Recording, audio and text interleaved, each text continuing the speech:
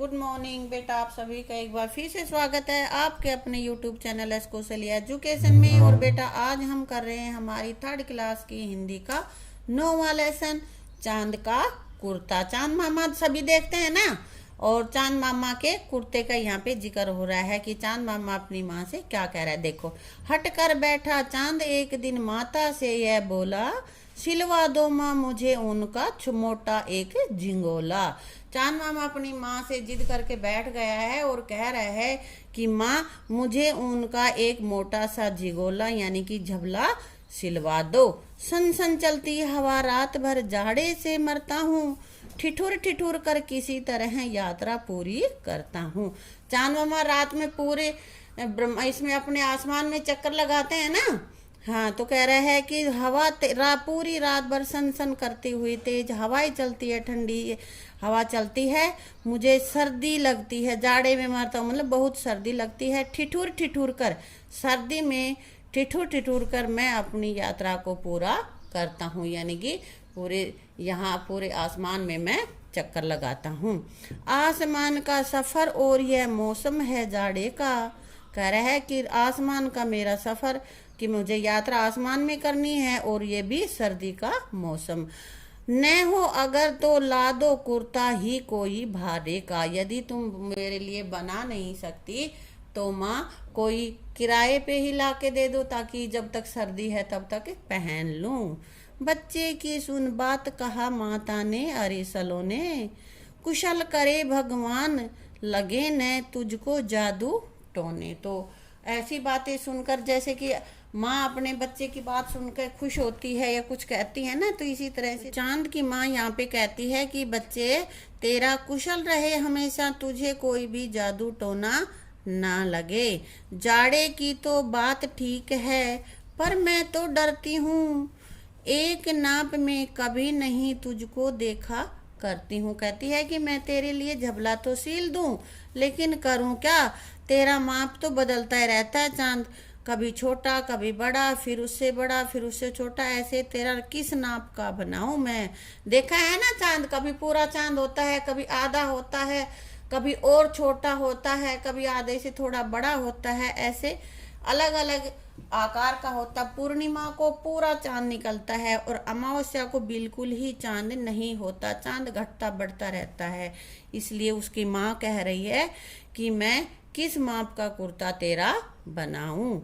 कभी एक अंगुल भर चौड़ा कभी 1 फुट मोटा, बड़ा किसी दिन हो जाता है और किसी दिन छोटा। तो कहते हैं किसी दिन 1 उंगली जितना चौड़ा यानी कि बिल्कुल छोटा हो जाता है, कभी तू 1 फुट जितना मोटा हो जाता है, किसी दिन बहुत बड़ा होता है, किसी दिन बहुत ही छोटा होता है।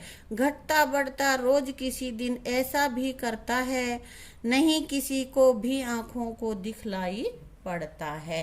कहता है कि कभी तो किसी को ऐसे ऐसे ऐसे हो जाता है कि कभी तो दिखाई नहीं देता, यानी कि किसी दिन तो तू दिखाई नहीं देता, उगता ही नहीं है।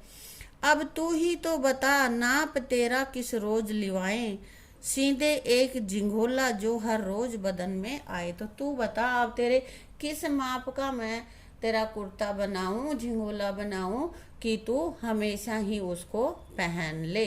तू तो कभी तो बिल्कुल ही छोटा होता है, अगर बड़े वाला नाप लेती हूँ तो उस दिन तेरे वो वैसे नहीं आएगा, बहुत ही ढीला रहेगा, और अगर छोटे वाले का नाप लेती हूँ तो जिस दिन बड़ा हो जाएगा तब नहीं आएगा। देखो ये इधर चांद बोल रहा है, इसकी मदर खड़ी है ना। बेटा ये एक पोएम लिखी है, किसने लिखी है, इनके कवि हैं रामधारी सिंह दिनकर। ठीक है, तो बेटा ये थी चांद का कुर्ता, एक हमारी कविता कि चांद कैसे अपनी माँ से कुर्ता सिलवाने के लिए कहता है। इससे हमें क्या पता चला कि चांद का आकार हमेशा घटता और बढ़ता रहता है। अब बेटा इसके कर लेते हैं हम शब्दार्थ। झिंगोला, झबला, छोटे बच्चों को पहनाते हैं ना ढीला डाला सा, उसको कहते हैं। सलोने, सुंदर, रोज मतलब हर रोज प्रतिदिन। अब इसके प्रश्न उत्तर देख लेते हैं। कविता में ढीले ढाले कुर्ते को क्या कहा गया है, क्या कहा गया है बेटा, उसको कविता में ढीले ढाले कुर्ते को झिंगोला कहा गया है। ठीक है।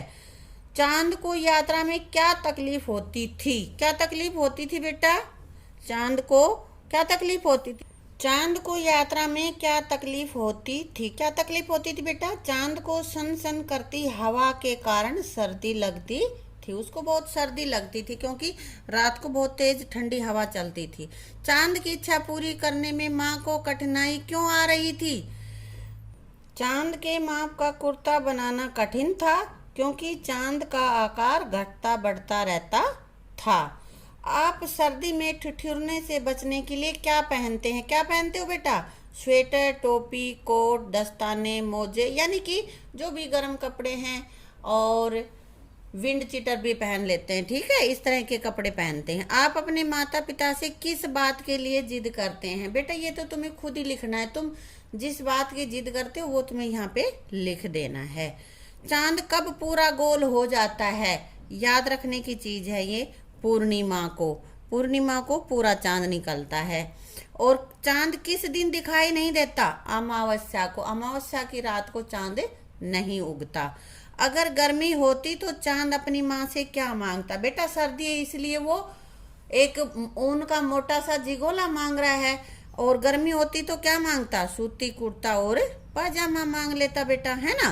अब ये आगे कह रहा है, सन सन चलती हवा रात भर ठिठुर ठिठुर कर किसी तरह। तो इसमें सन और ठिठुर दो बार आए हैं ना ये। अब कह रहा है कि इसी तरह के और कुछ शब्द लिखकर उनको तुम अपने वाक्यों में प्रयोग करो।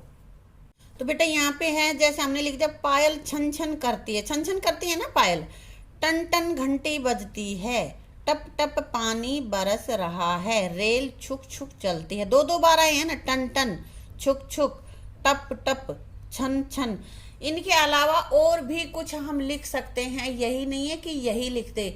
बिल्ली म्याऊं म्याऊं करती है, कुत्ता भौं भौं करता है, इस तरह के कुछ भी लिख सकते हो तुम। ठीक है, अब कह रहा है कि ये विलोम शब्द है, जैसे घटता का उल्टा बढ़ता, ऐसे ही और नीचे दे रखे इनके ऊपर का नीचे, विलोम शब्द, उल्टे शब्द, आगे पीछे, मोटा पतला, ठंडा गरम। ठीक है बेटा। अब यहाँ पे कह रहा है कि नीचे कुछ शब्द और उनके अर्थ दिए गए हैं, जैसे सास, कौन है होती है सास? पति या पत्नी की माँ होती है। लेकिन इन शब्दों पर चंद्र बिंदु ये लगा दिया तो इनका अर्थ बदल जाएगा। जैसे सास पति या पत्नी की माँ होती है, लेकिन इस पे चंद्र बिंदु लगा दिया तो सांस, जो सांस हम लेते हैं, जिसके द्वारा हम जीवित रहते हैं ना, जिससे प्राणी जीवित रहते हैं। आधी यानी कि आधा हिस्सा, और इसके चंद्र बिंदु लगा दिया तो आंधी, तेज हवा। पूछताछ करना, और चंद्र बिंदु लगाने से बन गया पूंछ, किसी भी पशु की पूंछ, है ना। बास मतलब बहक, गंध, दुर्गंध कैसे भी हो सकती है ये। और ये बांस एक प्रकार की लकड़ी होती है ना, बांस की लकड़ी बोलते हैं ना।